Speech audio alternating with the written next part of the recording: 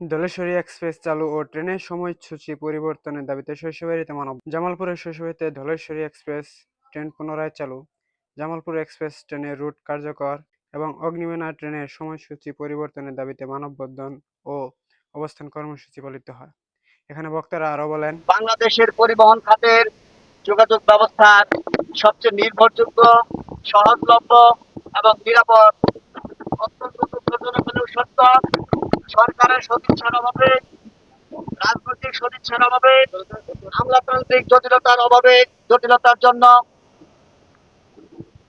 শেরপুর, সিরাজগঞ্জ, বগুড়া বেশ কয়েকটি জেলার মানুষের যাতায়াত করে 3টি ট্রেনের মাধ্যমে।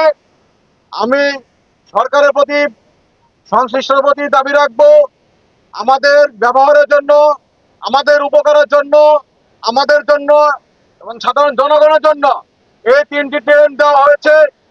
আমাদের দুর্ভোগ লাঘবে যেন এই 3টি ট্রেন আমাদের যে দাবিগুলো রয়েছে সেই দাবি পরিলক্ষিত ভাবে ব্যবহার করা হয়। যদি আমাদের দাবি মানা না হয়, আমরা পরবর্তীতে বড় ধরনের কর্মসূচি গ্রহণ করব বলে আজকে জানাচ্ছি।